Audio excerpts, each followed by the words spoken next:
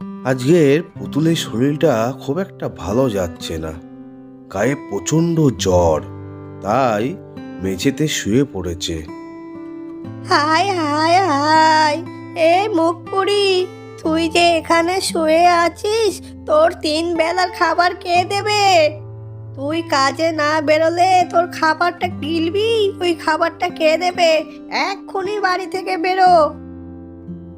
মা, মা গো, আমার প্রচন্ড শরীর খারাপ, শীত শীত লাগছে, তাই একটু শুয়ে পড়েছিলাম। আজকে দয়া করে কাজে পাঠিও না মা। আদিক খেতেই বাঁচি নে বাবা, শরীর খারাপ, 3 বেলায় যে গিলবি, ওই খাবারটা কে দেবে? তোর মরা মা এসে দেবে নাকি? এক্ষুনি বাড়ি থেকে বেরো, বিদায় হ। ঠিক আছে মা, আমি বাড়ি থেকে বেরোচ্ছি। তুমি দয়া করে আমার মরা মাকে তুলে এনো না, আমার মায়ের কথা খুব মনে পড়ে। ওইদিকে পুতুল গায়ে জ্বর নিয়ে বেলুন বিক্রি করতে বের হলো। তার শরীরটা খুব দুর্বল, হাঁটতে পারছিল না। কিন্তু হায়রে কপাল, সারা পাড়া ঘুরেও একটা বেলুনও সে বিক্রি করতে পারল না। অবশেষে একটি বনের মধ্যে এসে উপস্থিত হলো।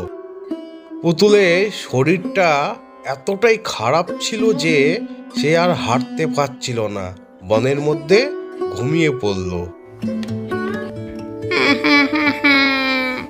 আমার মা গো, ওইদিকে তাকিয়ে দেখো না, একটা মেয়ে বেলুন নিয়ে শুয়ে আছে।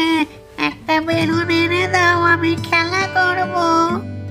দূর হ, দূর হ মুখ পোড়া, বিয়ে করার বয়সে নাকি বেলুন নিয়ে খেলা করবে। এর থেকে একটা কাজ করি, তোর জন্য একটা মেয়ে খুঁজে আনি, ঠিক আছে? ছি ছি মা, তুমি কি বলছো? আমার এখন বিয়ের বয়স হয়েছে নাকি? তুমি একটা বেলুন এনে দাও, আমি খেলা করব, এনে দাও না। ঠিক আছে, ঠিক আছে, তুই চুপটি করে এই গাছে বসে থাক। আমি ওই মেয়েটার সব বেলুনগুলো চুরি করে আনছি, তুই খেলা করবি, ঠিক আছে? পেতনি বুড়ি সুযোগ পেয়ে পুতুলের সমস্ত বেলুনগুলো চুরি করে নিয়ে চলে গেল। কি মজা, কি মজা, আমার মা বেলুন দিয়ে এসেছে, আমি খেলা করব। কি মজা, কি মজা, কি আনন্দ। পুতুলের যখন ঘুম ভাঙলো, সে তাকিয়ে দেখলো গাছের গোড়ায় তার বেলুনগুলো নেই। পুতুল পাগলের মতো এদিক ওদিক বেলুনগুলো খুঁজতে লাগলো। সে কিছুতেই বেলুনগুলো পেল না। হে হে ভগবান, আমার বেলুনগুলো কোথায় গেল? আমি তো বেলুনগুলো এখানেই রেখেছিলাম। বেলুনগুলো না পেলে আমার মা ভীষণ মারবে। হে ভগবান, তুমি আমার বেলুনগুলো খুঁজে দাও। মা গো, ও মা, দেখো না, মেয়েটা কান্নাকাটি করছে, ওর বেলুনগুলো আনাটা ঠিক হয়নি। তুমি গিয়ে ওর বেলুনগুলো মা দিয়ে আসো। ওর মা ওই মেয়েটাকে ভীষণ মারধর করবে। যাও মা, আমি আর বেলুন দিয়ে খেলবো না, ওর বেলুনগুলো দিয়ে আসো। ঠিকই বলেছিস, ওর বেলুনগুলো ওকে ফিরিয়ে দেওয়া উচিত। ওর মা না হলে ওকে ভীষণ মারধর করবে। যাই, এক্ষুনি বেলুনগুলো ফিরিয়ে দিয়ে আসি। দয়ালু পেতনি বুড়ি বেলুনগুলো ফেরত দিতে পুতুলের কাছে গেল। এই মেয়ে, মেয়ে রে, তুই আর কান্নাকাটি করিস নে রে। তোর বেলুনগুলো আমি চুরি করেছিলাম, তুই কান্নাকাটি করছিস বলে তোকে আমার ফেরত দিতে চলে আসলাম।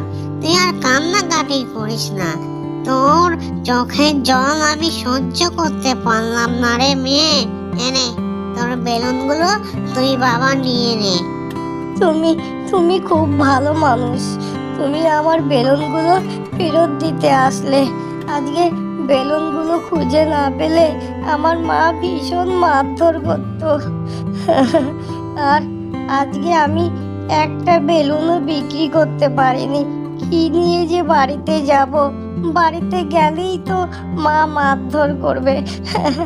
আমি বাড়িতে যাব না। ইস, মানুষের মধ্যে আর মায়া দয়া কিছু নেই। এত সুন্দর মিষ্টি দেখতে মেয়েটাকে কেউ মারধর করে?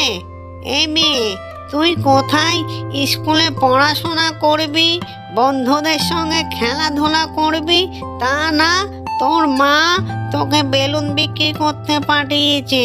তুই আমার সঙ্গে চল, তোর মার আমি ঘাড় মুটকে ধরবো। হ্যাঁ,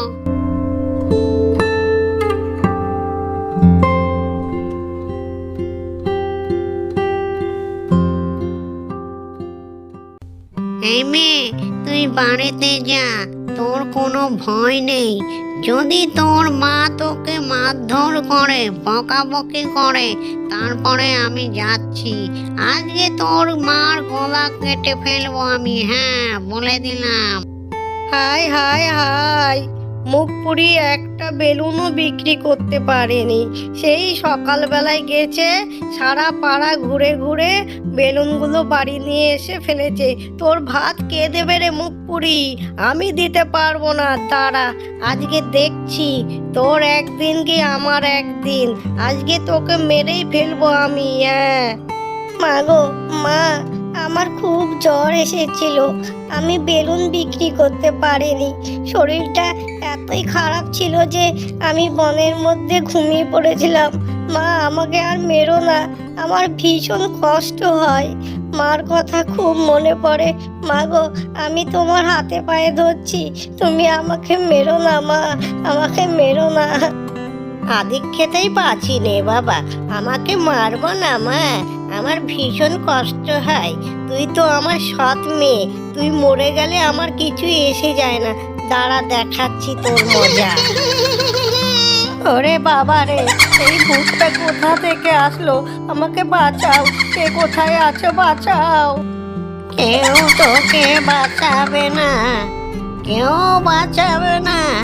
তুই এই মেয়েটাকে কেন শুধু শুধু মারধর করিস? আজকে তোর গলা আমি কেটে ফেলবো। আমাকে ক্ষমা করে দাও, আমাকে ক্ষমা করে দাও। আমি আর পুতুলকে কোনোদিন মারধর করব না, এই দিব্যি খেয়ে বলছি। আমাকে ক্ষমা করে দাও এবারের মতো। ঠিক আছে, তোকে আমি ক্ষমা করে দিতে পারি, কিন্তু একটা শর্ত আছে। তুই পুতুলকে প্রতিদিন স্কুলে পাঠাবি, ওকে ভালো জামা কাপড় পরাবি, আর দুবেলা খাওয়াবি। যদি রাজি থাকিস তাহলে বল, তোকে ছেড়ে দেব আমি। তুমি তুমি যা বলবে আমি তাই করব। শুধু আমাকে ছেড়ে দাও, আমাকে মেরো না। আমি পুতুলকে প্রতিদিন স্কুলে পাঠাবো, আর ভালো মন্দ খেতে দেবো, জামা কাপড় পরতে দেবো। আমায় ছেড়ে দাও। এই ঘটনার পর থেকে পুতুলের সৎ মা আর পুতুলকে মারধর করতো না। পুতুল প্রত্যেকদিন স্কুলে যেত।